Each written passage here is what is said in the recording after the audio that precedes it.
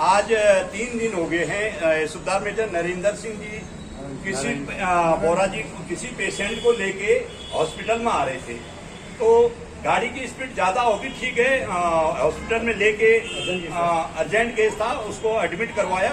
Admit करवाने के बाद उसका इलाज तो हो गया, लेकिन दूसरे दिन इनके पास मैसेज आती है कि आपका चालान कट गया। तो ये यहाँ ऑफिस में आते हैं, ये चालान भरते हैं, कितना 2,500 रुपया चालान भरते हैं। चालान भरने के बाद ये बताया जाता है कि 3 महीने के लिए लाइसेंस भी बंद रहेगा, जमा कर दिया जाएगा। तो हमारा यही शासन से ये वो है कि हम लोगों ने सेना में भी हम लोगों ने सेवाएं की। हम सब ये सोचते हैं कि हम सिविल में आके भी किसी की सेवा करें। अगर सेवा करने का ये फल मिलता है, आजकल शादियों का मौसम हो रखा है, हर जगह शादी में जाना है, इधर उधर जाना है, उधर जाना है, तो अब 3 महीने तक वो गाड़ी बाहर निकाल नहीं सकते हैं। तो हमारी ये मांग थी कि यहाँ हमारा लाइसेंस दे दिया जाए। चलो कोई नहीं, चालान बढ़ जाए तो लाइसेंस हमें दे दिया जाए। आए तो आपको यहाँ से क्या जवाब मिला? यहाँ से यही जवाब मिला, ये आदेश है, यही रूलिंग है, यही बताया गया। अभी हम सुबह से आए हुए हैं, एसएसपी साहब का पता क्या देहरादून गए हैं, और उन्होंने बोला जगदीश मीणा जी यहाँ उनसे मिलो, हमने बात कर ली बोला, तो ये बताते हैं पता नहीं है उनका कब आएंगे। और फोन नंबर मांगा तो फोन नंबर भी हमारे पास नहीं है। ये जवाब यहाँ पर मिल रहा है अभी। मैं सुबेदार मेजर गोविंद सिंह भर्ती, अखिल भारतीय पूर्व सैनिक सेवा परिषद का जिला अध्यक्ष।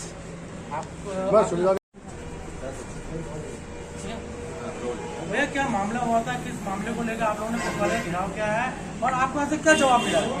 सर जवाब तो कुछ नहीं मिला है, लेकिन हमने 19 तारीख को मैं फैमिली बड़ी लड़की थी, फिर भी तो उसको उठाने के लिए यहाँ लेके हॉस्पिटल ले आया। और रात में ये जाहिर है कि अगर मैं किसी पेशेंट को लेकर आया तो थोड़ा गाड़ी में रखा तेज है, मैं इस चीज़ को मान रहा हूँ। और मैं उसको लेकर के हॉस्पिटल गया, लेकिन उसको फोटो भी मेरे पास रखी हुई है, सारी फोटो में मैंने उसको दिखाई। और उस महिला को बाद में मैंने उसको दिखाया कि ये महिला को लेकर आए थे, लेकिन उन्होंने बोला कि आपका ये ऐसा कि गवर्नर साहब भी करेंगे। गवर्नर साहब ने बोला कि आपको तो इसको जमा करना पड़ेगा और आपका लाइसेंस भी 3 महीने के लिए जब्ती करेगा। क्या जवाब मिला आपका? ये जवाब मिला तो उसका फिर मैं अभी अपने सारे सैनिकों के साथ में यहाँ पर आया हूँ कि हमें कोई इंसाफ मिले, ताकि आप मेरे पर हुआ कल किसी और के ऊपर न हो। मेरा नाम सुबेदार मेजर नरेंद्र सिंह हो रहा है।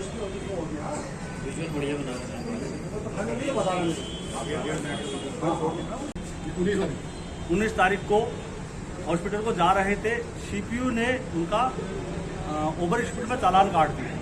तो चालान तो उन्होंने भर दिया है, उसके साथ साथ उनका बोलते हैं कि 3 महीने के लिए लाइसेंस जमा हो गया है। तो अभी हमारी यहाँ पर बात हुई, तो एसएसपी जो यहाँ के देहरादून गए हैं, वो बोलते हैं यहाँ पर दूसरे कोई उनके असिस्टेंट एसएसपी हैं वो देखेंगे। तो हमारी पूर्व सैनिकों की यही मांग है कि उनका लाइसेंस को दिया जाए, ताकि वो अपनी गाड़ी को अब बगैर लाइसेंस के चला नहीं सकते हैं, तो अपनी गाड़ी को चलाएं और कहीं पर भी किसी के भी सुख दुख में शामिल हो सकते हैं। और देखो हम पूर्व सैनिक हैं, हमारे इसमें यह कूट कूट के भरा जाता है देशभक्ति, देश की रक्षा करना, और जो हमारे देश में माँ बहनें हैं उनकी रक्षा करना। हम इन्हीं नियमों को जानते हैं, और जो हमारे साथ जो पुलिस वाले हैं, अगर कहीं हमको मिलते हैं, हम मानते हैं नौकरी में सबकी तकलीफ है, पुलिस वालों को भी नौकरी में अगर ड्यूटी कर रहे हैं 7-8 घंटे की तकलीफ है।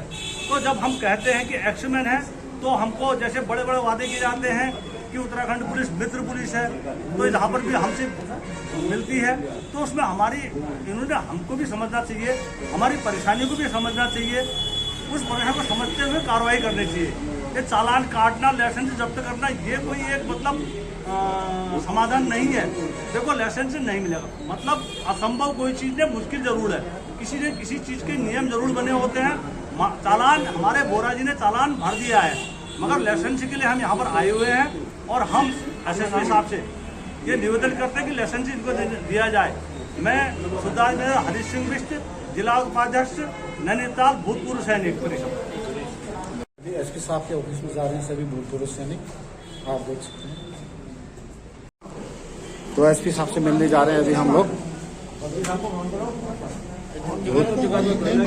सभी भूतपूर्व सैनिक ऑफिस में बुलाए। कोई पेशेंट गिर गए थे पेड़ से, कि हमारे सुबेदार साहब उनको ला रहे थे हॉस्पिटल के लिए। अच्छा। तो कहीं संडे की पे बात है, संडे की। संडे के सीपीयू वहां पर थी, सीपीयू ने इनका चालान काटा चलती गाड़ी में। हम ये नहीं कह रहे कि सीपीयू की गलती है, उन्होंने ठीक काटा क्योंकि उनको पता तो नहीं पेशेंट है के अंदर। उसके बाद इन्होंने 2000 रुपये चालान भी भर दिया। अच्छा, अब इनका 3 महीने के लिए लाइसेंस से बोलते हैं कि जमा होगा। 3 लोगों को लेके आ रहे होंगे ना, 3 लोगों को लेके आ रहे होंगे। नहीं ओवर स्पीड ये सर पेड़ से महिला गिरी, उसका हाथ फट गया, वो बेहोश हो गई। ओवर स्पीडिंग कहाँ पर थी? गोलाबाद से आपके सामने इधर के ऊपर से तो आपका ओवर स्पीड में चलान किसने काटा? पता नहीं किसे काटा, शिपियो ने काटा होगा, शिपियो ने- ऑनलाइन ऑनलाइन ऑनलाइन कैमरे से कटा होगा। तो उसमें तो आदमी का तो रोल ही नहीं। नहीं, वो तो आदमी का रोल नहीं है। हम तो बोल तो रहे हैं, हम मना नहीं कर रहे सर। मतलब वो लाइसेंस तो मिलना चाहिए ना सर। चालान तो जमा कर तो दिया। ऐसा ना सिंपल, मैं आपको सिंपल सी बात बताता हूँ। आप सब लोग पढ़े लिखे लोग हो, आपने देश की सेवा की है, अभी भी सेवा कर रहे हैं। यहाँ पर स्पीड के कैमरे लगे हुए हैं, उस स्पीड का कैमरा नहीं देख रहा आदमी, और मशीन में यही अंतर है।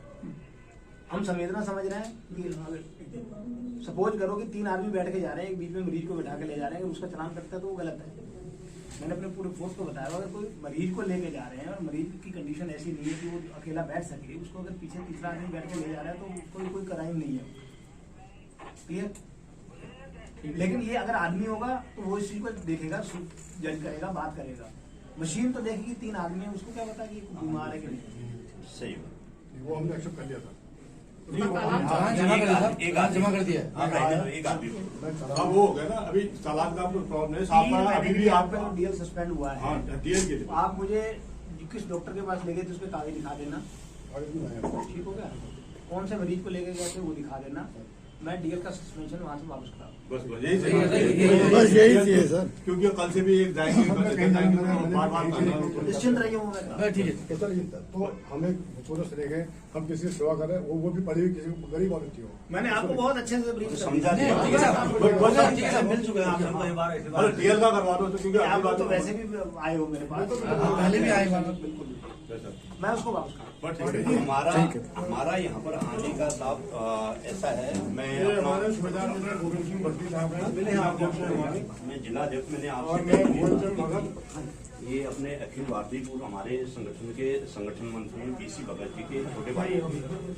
तो अब सभी साहब लोगों का ये रोज था कि वैसे हमने सब जगह पता कर लिया था कि कैमरा से पकड़ा है, किसने देखा नहीं, या कैमरा ने पकड़ा तो जो आप बता रहे हो वो सही है। लेकिन हमारा सभी का यही कहना था कि उनको इतनी आप लोगों की तरफ से मदद ये हो जाए कि डीएल इनको मिल जाए। तो आज तो शादी ब्याह का टाइम हो रखा है और अपना इधर उधर जाने के लिए वही हमारी रिक्वेस्ट है। गोविंद बड़े जी साहब से बात करते हैं। अपने अखिल भारतीय पूर्व सैनिकों से या पूरे अपने यहाँ नैनीताल जिले के पूर्व सैनिकों से एक ही रिक्वेस्ट है। देखो, ये जो आज सुबेदार मेजर नरेंद्र सिंह बोरा के साथ हुआ है, ये सबके साथ होना है और हो भी रहा है। तो मैंने कल ग्रुप में डाला था, आज सुबह भी ग्रुप में डाला, और आप लोग यहाँ पर आ जाएं करके। अब इसके लिए हम किसी को निमंत्रण नहीं दे पाएंगे, कॉल नहीं कर पाएंगे। किसी ने भी देखा, आप उसमें कमेंट कर रहे हो ये होना चाहिए, वो होना चाहिए, यहाँ नहीं आ रहे हो, ये बहुत खराब बात है। लेकिन हम, ये तो फौज नहीं है, ये तो सिविल है, हम आपको एक्शन में भी नहीं ले सकते हैं, कुछ नहीं कर सकते हैं। लेकिन ये जो लोग यहाँ पर आए हैं, आप लोग देख ही रहे हो, और जो हमारा मुद्दा था वो भी एसएसपी साहब ने हल कर दिया है। हमें यही चाहिए था कि हमें अपना डीएल मिल जाए। बाकी कैमरा से जजब हो रखा है, कैमरा किसी को पकड़ने की, कैमरा तो सभी के लिए एक जैसा है, उसमें मंत्री जाए या संतरी जाए, कोई भी जाए वो तो पकड़ेगा ही सबको। लेकिन जो हमारा मकसद था डीएल लेने का, वो एसएसपी साहब ने बोल दिया डीएल आपको वापस मिल जाएगा। तो इसी वजह से हम यहाँ आए थे। आप लोग भी आए होते, बाकी लोग, तो यहाँ थोड़ा सा अच्छा लगता। यही मेरा संदेश है। धन्यवाद। भारत माता की जय, भारत माता की जय, भारत माता की जय। सैनिक एकता जिंदाबाद, सैनिक एकता जिंदाबाद। अच्छा साहब, क्या कहा एसपी साहब ने, क्या निर्णय निकला साहब? बहुत बात सर, हमको बोला कि लाइसेंस मिल जाएगा। अच्छा, अब यही है कि वो जो चालान काटा वो तो कैमरा अपने आप काट लेता है, लेकिन जो लाइसेंस है वो वापस हो जाएगा। तो आप आ जा सकते हैं आराम से, कोई दिक्कत नहीं। एसपी साहब ने बहुत मदद की, एसपी साहब का बहुत बहुत धन्यवाद। जय हिंद। भूतपूर्व सैनिक यहाँ पर इकट्ठे हो रखे हैं। जो भूतपूर्व सैनिक मेरी वीडियो को देख रहे हैं, उनको यही आह्वान करता हूँ कि जब कहीं भी ऐसी स्थिति आती है तो सब एकजुट होकर के हम यहाँ पर सैनिक एकता दिखाएं। तो अभी मेरे साथ में सूबेदार मेजर दीवान राम साहब और सूबेदार मेजर अनेश बोरा साहब अभी कैसा लगा आपको सब यहाँ पर इकट्ठे हुए हम लोग? नहीं, ये तो बहुत हमारे सौभाग्य की बात है कि इतने लोग इकट्ठे हैं, और भी लोगों को इकट्ठा होने चाहिए था। हाँ हाँ जो कि किसी कारण में नहीं आ पाए होंगे। हाँ हाँ तो मैं ये सबसे प्रार्थना करता हूँ कि अगली बार किसी के ऊपर भी कोई ऐसी घटना घटती है हाँ। तो आप सब लोग इकट्ठे होकर के एकजुट होकर के एकता दिखाइए। तो आज आपके साथ हुआ है, कल किसी के साथ भी हो सकता है। इसलिए बहुत सारे भूतपूर्व सैनिक हैं। साहब ने बहुत सराहनीय काम किया। साहब आपको बहुत बहुत धन्यवाद देते हैं। पहली बात तो जान बचाई आपने महिला की, और इसी प्रकार और भूतपूर्व सैनिक ऐसे सराहनीय कार्य करते रहें। लेकिन ऐसे करके बहुत दुख लगता है अगर चालान वगैरह काटते तो, और उनकी भी मजबूरी है, उनकी भी ड्यूटी है। तो इसमें अगर कैमरा ने किया तो कैमरा को हम क्या बोल सकते हैं? हमने जुर्माना भर दिया, हम यही चाहते कि हमारे लाइसेंस ठीक है साहब, आगे कोई हमको और नहीं पता। हाँ ठीक है, थैंक यू साहब, जय हिंद।